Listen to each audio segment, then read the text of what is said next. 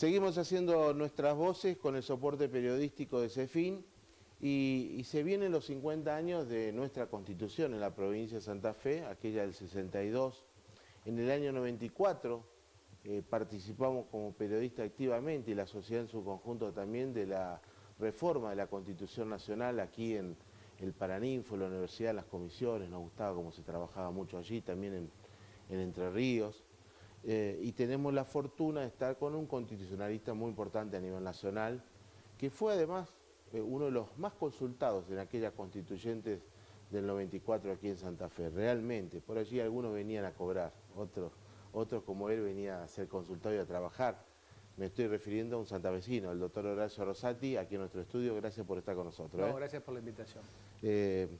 Venimos con Maxi hace mucho tiempo queriendo charlar con usted por el tema de la reforma. Lo escuchamos en un foro que yo le dije a Maxi, voy a pasar un rato, quiero escucharle y verlo, saludarlo al doctor Rosati. Al final me quedé casi todo la charla, fue muy rica, además después el debate allí en el Jockey Sur, organizado por el Foro Generacional. Bueno, ¿qué piensa usted de esto que se está discutiendo, si es conveniente o no la reforma, la adecuación de la Constitución Provincial a la Nacional? Yo pienso que es necesaria la reforma. Pienso que nuestra Constitución ha sido muy sabia, pero ya tiene 50 años. 50 años en el derecho actual es mucho tiempo. Y sobre todo cuando en el medio ha habido una reforma de la Constitución Nacional que impone algunas obligaciones a las constituciones provinciales, sobre todo en materia de régimen municipal, por ejemplo, que nuestra Constitución está muy desactualizada. Lo que sí creo también es que así como hay una necesidad política y jurídica de adaptar la Constitución del 62, también es necesario que haya un consenso previo. Pues lo peor que puede ocurrir es que una Constitución, que es un documento que está previsto para durar 50 años, 100 años, termine siendo dirimido en sus cláusulas más importantes por un voto o por dos votos en la sede de la Convención Constituyente. Por eso creo que los consensos previos, como ocurrió en 1994 a nivel nacional, son muy importantes. Además revelan, me parece, una madurez hacia la sociedad que la gente lo quiere, lo necesita, ¿no es cierto? Que no se vea una reforma constitucional, que por sí ya es un tema, en principio un poco abstracto, como una nueva riña, lucha, pelea político-partidaria. Lo mejor en esto es ponerse de acuerdo, pensar más allá de 4, de 8 años, pensar en 20, en 30, en 50 años. En este momento político de la provincia que gobierna un socialista, ¿no? De nuevo, después de 4 años de Wiener, ahora es Antonio Bonfatti, pero con dos cámaras totalmente adversas, ¿no? Porque el justicialismo gobierna conduce esas dos cámaras legislativas, la baja y la alta. ¿Es posible llegar a consensos, acuerdos rumbo a esa reforma de la Constitución? Yo pienso que es la situación ideal. Ideal. Ideal, porque inexorablemente se necesita el consenso, es decir, se necesita el impulso del Ejecutivo, se necesita el consenso de ambas cámaras por 2/3 de votos, así que hay que tener 2/3, ningún partido tiene 2/3 asegurados, fijos, y esto supone entonces conversar, dialogar, es la situación ideal. Mientras más atomizada esté la realidad política, bueno, es la circunstancia, digamos, más propicia para generar consensos, porque sería muy fácil una reforma constitucional hecha por un oficialismo, planteada por un oficialismo que tuviera los votos en cada una de las cámaras, pero muchas veces esto podría ser visto como una imposición de un partido por sobre los otros. En cambio, en una situación como la actual, inexorablemente tienen que participar todos y tienen que ponerse de acuerdo y tienen que ceder y tienen que estar dispuestos no a consagrar su expectativa de máxima, sino bueno, conversar, dialogar y muchas veces ceder y transar posiciones. Es la mejor situación. Doctor Rosati, usted ha sido profesor, es profesor, ha sido decano de la Universidad Católica. Ya de 1818 creo que Estanislao López había dictado un estatuto provisorio, o sea, Santa Fe tiene una historia sobre documentos constitucionales muy importante. Sí, efectivamente. Nuestra provincia, como una de las provincias que funda el Estado Nacional y el federalismo argentino, tiene una rica trayectoria, ¿no es cierto? para el público en general, cuando uno dice por qué habría que reformar la Constitución, en qué me puede cambiar mi vida cotidiana que se reforme la Constitución, la respuesta sería genéricamente que una reforma de la Constitución en estos momentos mejoraría la calidad institucional.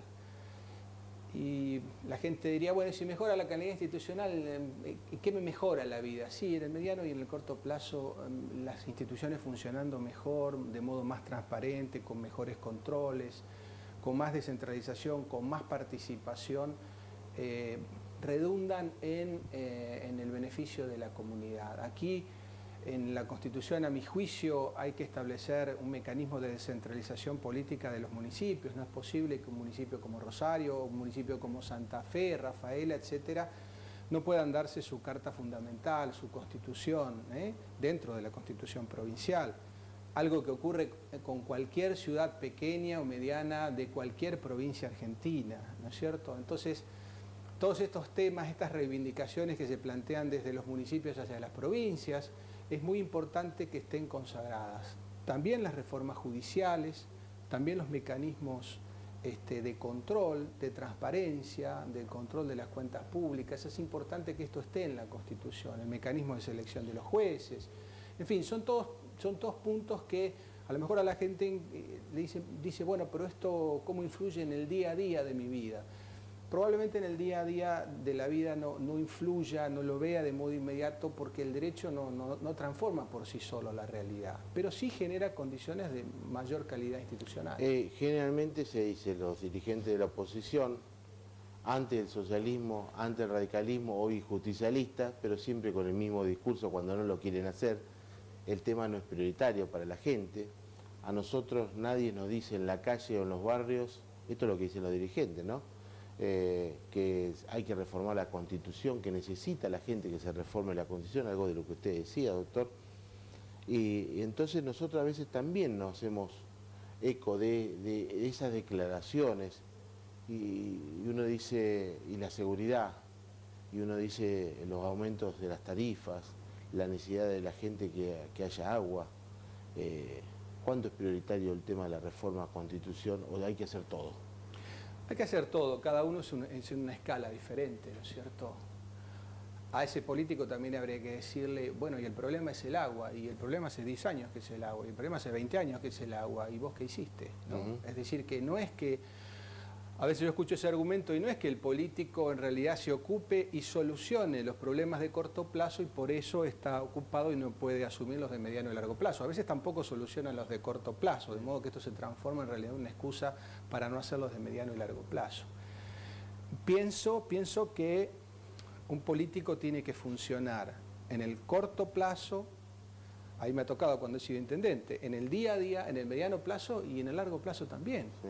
Hay que pensar a futuro, y sobre todo porque si uno no piensa, uno no sabe a dónde va, seguramente equivoca el rumbo, porque no sabe a dónde va, ¿no? Doctor, en esa conferencia muy interesante, un aula enorme, escuchando a la gente, también estaba Danilo Quilibarda, un convencional del año 62.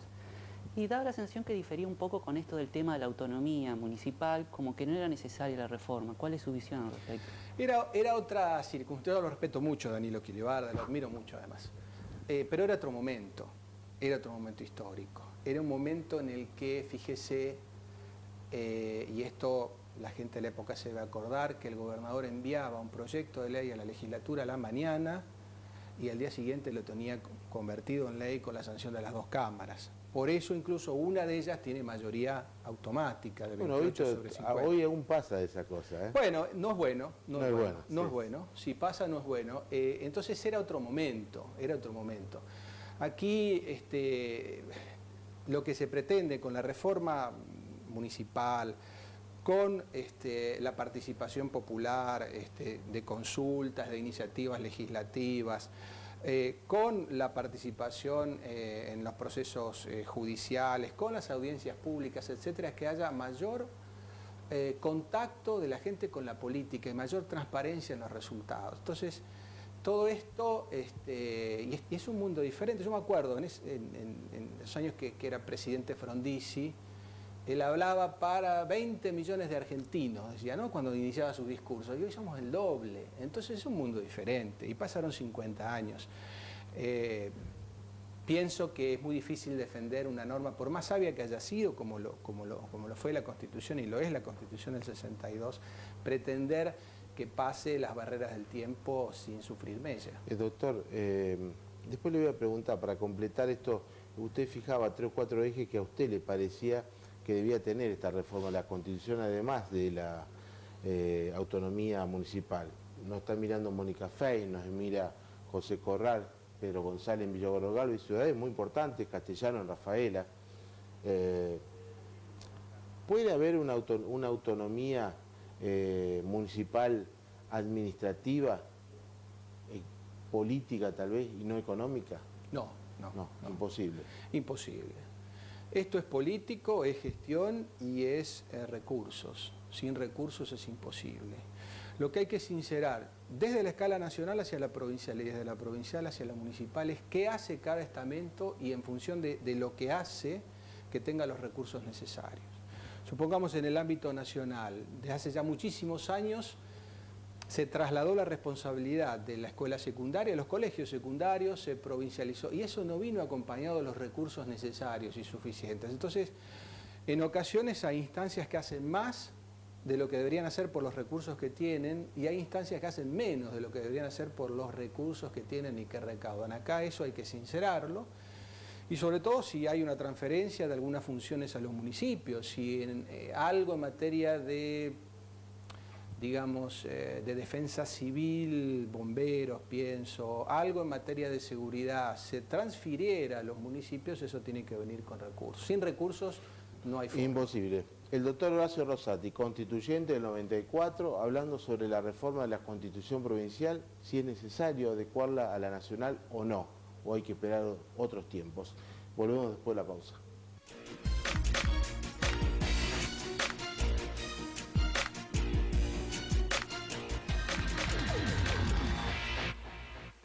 Seguimos con el doctor Horacio Rosati, abogado constitucionalista de Santa Fe, a nivel nacional muy conocido. Imposible la cuestión económica, separarla de la administrativa y lo político. Usted fijó en esa reunión del Foro General Nacional 3 o 4 líneas que a usted le parece ejes para una reforma de la Constitución. ¿Nos cuenta, por favor? Sí, cómo no. Mire, en materia de organización del poder, acá tenemos, como todos saben, 2 cámaras. Yo defiendo la bicameralidad. Para mí, la Cámara de Senadores es una cámara que genera un equilibrio muy importante a nivel regional, ¿no es cierto? Que hace que tenga la misma representación el departamento más pobre que el más rico, y eso me parece muy bueno. Sí. Eso es solidaridad territorial, me parece muy bien. Digo porque hay mucha gente que piensa que una cámara sería mejor. Y en lo que hace a la Cámara de Diputados, a mí no me satisface este sistema de otorgar la mayoría automática al que gana la elección, donde se supone que se iba a consagrar la gobernabilidad. Si así fuera, lo que se consagró en la última elección sería la ingobernabilidad automática, sí, porque, digamos, al no coincidir los ganadores en la categoría de gobernadores y de diputados, se genera toda una perplejidad. Yo prefiero un sistema proporcional, como es el caso de la Cámara de Diputados, de la Nación, ¿no es cierto? Sí, sí. Y en lo que hace el Poder Ejecutivo, pienso que habría que ir a un sistema que requiera una mayoría especial y no la simple pluralidad de sufragios para ser gobernador. Que puede ser una mayoría absoluta, la mitad más 1 de los votos, logrados si no se logra una primera vuelta, en una segunda vuelta, como es el caso de la Ciudad de Buenos Aires, o una mayoría de 45%, etcétera, 40 más 10, como es el caso de la Nación. Pero eso le daría también mayor sustentabilidad, mayor consenso inicial a la fórmula gubernamental. Y en materia de Poder Judicial, creo que algunas cosas que se han hecho a nivel infraconstitucional, como es el caso del Consejo de la Magistratura, debería estar en la Constitución, ¿no es cierto? Y algunas otras garantías que están en la Constitución Nacional. Y después, fundamentalmente, la reforma del régimen municipal, que permita que comunidades que tienen 400.000 habitantes, 1 millón de habitantes, tengan un diseño propio, votado por los vecinos, sin desmembrar la provincia, porque acá nadie está diciendo de que los municipios van a conspirar contra la unidad provincial, ¿no es cierto? Pero es muy importante que que los vecinos de la municipalidad pueden hacer su plan estratégico a 20, 30 años, porque un plan estratégico de una ciudad no se puede hacer desde la provincia. ¿Y las comunas a 4 años? La comuna tiene que ir a 4 años, los miembros de la comisión comunal tienen que durar 4 años si no se están en la campaña permanente, hoy es 2 años, ¿no es cierto? Muy corto. ¿Debería clarificar algo sobre el sistema electoral? Sí, fundamentalmente lo que acabamos de decir, ¿no es cierto? La elección para gobernador, la elección para diputados. Y me gusta este sistema que es diferente a muchas provincias argentinas y el nacional, de 4 años sin renovación en el medio. Me parece que acá ha funcionado bien. Ustedes saben, en el nacional es diferente. Cada 2 años tenemos elección de legisladores, ya sea senadores, cuando corresponde, y si no, diputados. Aquí me parece bien que entran y salen con el gobernador los legisladores provinciales, eso me parece bien. Me refería a avanzar, por ejemplo, con el tema de cómo se debe desarrollar la votación, boleta única, ese tipo de cosas, ¿o es más reglamentario? Yo pienso que eso deberíamos dejarlo definido a nivel de ley. Lo que deberíamos evitar es instancias interpretativas como las que permitieron la ley de lemas. No digo porque la ley de lemas esté bien o mal, lo que digo es cerrar el paso a algunas situaciones que puedan ser conflictivas. Si uno dice mayoría absoluta o mayoría de 45%, ahí va desestimando esta situación. Cuando uno llega al poder, cuando dice yo voy a ser gobernador de la provincia o diputado provincial, quiere tener poder. Dice, para gobernar o para conducir la legislatura. ¿Cómo se hace para revertir eso? Porque usted habla de la proporcionalidad. ¿Cómo se le puede meter en la cabeza a un funcionario, a un dirigente político que a lo mejor pierde ese poder? Porque yo creo que la percepción del poder tiene que ser dada en función del funcionario con la gente, ¿no? Entonces, uno tiene un buen concepto de un gobernador cuando la gente tiene un buen concepto del gobernador. Y muchas veces esto no tiene que ver con que haya tenido las mayorías. Hemos visto gobernadores que han tenido mayorías propias, digamos entre comillas, en las cámaras, y la gente a lo mejor no tiene un muy buen recuerdo de ellos. Y hemos visto situaciones diferentes, ¿no? Creo que la relación política es en relación con la gente, ¿no? Más que dentro de la estructura institucional, ¿no? Que eso funciona un poco a veces de modo autorreferencial y entonces se está pensando en que si tengo más legisladores propios y después resulta que los propios no son tan propios y después resulta que se hace un bloque aparte y después resulta que hay disidencias y las cosas no son como se pensaron originariamente, ¿no? ¿La Constitución puede prevenir, puede hacer de escudo protector a los mismos estados, a los mismos poderes, en este caso poder judicial, poder legislativo y poder ejecutivo? Es decir, hay algunos poderes que intentan avasallar el otro poder. ¿Puede la Constitución provincial estar amparando esos poderes que son un poco más débiles? Sí. En este caso el ejecutivo, ¿no? Sí, sí, sí. Hay mecanismos institucionales de lo que se llama frenos y contrapesos, es decir, que de estar siempre uno que lo controle al otro, ¿no? Un sistema de controles recíprocos que fortalezca a los poderes. En general se dice el Ejecutivo tiende a desorbitar sobre los otros, sobre el judicial, y esto no es bueno. A veces no es tan así, ¿eh? Hablábamos precisamente el programa pasado con el doctor Rafael Gutiérrez y estaba preocupado, él siempre está preocupado por el tema del presupuesto de la justicia y ponía un poco como ejemplo o como referencia a la Constitución de San Juan, que permite tener mayor participación en lo que es la decisión del presupuesto, inclusive también en tener iniciativas respecto de leyes que tengan que ver con el Poder Judicial. ¿Usted cómo vería eso? Sí, muy bien, muy bien. Hay muchas provincias argentinas que le dan la iniciativa legislativa para temas judiciales al Superior Tribunal de Justicia, me parece correcto. Y también que tenga asegurado un mínimo presupuestario, ¿no es cierto? Siempre hablando de un solo presupuesto. Un piso de presupuesto. Claro, claro, un porcentaje mínimo del presupuesto, ¿no? Que tiene que ser uno solo, entre paréntesis, no que haya un presupuesto y algo parecido al costado, formado por fideicomisos, en fin, por una serie de recursos que no están dentro del total, ¿no es cierto? Pero dentro de ese total sí me parece muy importante que exista un resguardo. Tiene que ver con la independencia del poder. Tiene que ver con la autarquía del Poder Judicial, con la llamada independencia del Poder Judicial, tiene que ver con garantías de funcionamiento, tiene que ver con el acceso a la justicia. Los gobiernos, si no priorizan educación y justicia, vamos a tener problemas en todos los otros ámbitos, vamos a tener problemas de seguridad, vamos a tener problemas en todo. Educación y justicia es fundamental. Fundamental, estamos de acuerdo en eso. El doctor Néstor Oroño, un abogado también constitucionalista importante, prestigioso de la provincia, estuvo en Nuestras Voces hablando de algunos temas judiciales que tienen que ver con la Constitución provincial. ¿Lo escuchamos a ver un segundito? ¿Cómo no? Dieron las leyes que al final se sancionaron con los números 13.013 del Ministerio Público de la Acusación y 13.014 del Servicio Público de Defensa Provincial. Advertimos desde el Colegio de Abogados el problema que se planteaba al estructurarse un Ministerio Público, tanto de la acusación como de la defensa, autárquico y autónomo, porque el diseño constitucional nuestro no responde a esa realidad. Lo cierto es, nos guste o no nos guste, que en nuestra Constitución provincial se reconocen 3 poderes en el Estado: el poder ejecutivo, el poder legislativo y el Poder Judicial. Se ha concebido el Ministerio Público de la Acusación legalmente como un órgano extrapoder que no tiene el consiguiente respaldo constitucional. En este esquema, quien es cabeza del Poder Ejecutivo Judicial es la Corte Suprema de Justicia. Yo creo que aquí se plantea una cuestión muy delicada entre lo que se pretende legalmente y la realidad que marca la Constitución. El doctor Oroño, su opinión, doctor Rosati. Sí, hay una situación ahí de opinabilidad sobre si esta legislación que consagra, como lo hizo el Ministerio Público, está en línea con lo que dice la Constitución. Yo creo que una reforma constitucional debería poner luz sobre este tema, hacerlo más claro todavía.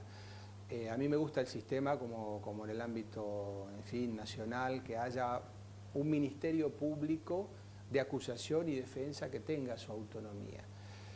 Como en la Constitución provincial esto genera una cierta incomodidad por cómo está redactada la Constitución, el tema está judicializado y está a resolución de la Corte, sería bueno que una reforma constitucional llevara al máximo nivel jurídico lo que hoy está consagrado por ley.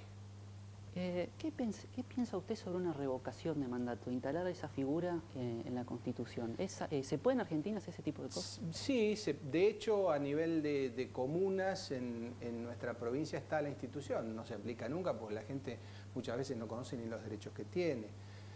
La revocatoria de mandato, en 2 palabras para que la gente lo entienda, sería la posibilidad que tiene el electorado en algún momento del mandato de un funcionario electo de revocar el mandato, de hacerlo cesar, de despedirlo a través de una votación. Esto está previsto en la Constitución de Entre Ríos, que se reformó en el año 2008, y una de las causales es, fíjense qué interesante, es la falta de cumplimiento de las promesas electorales, como un posible fundamento. La plataforma. La plataforma. ¿Hay que estar con la plataforma?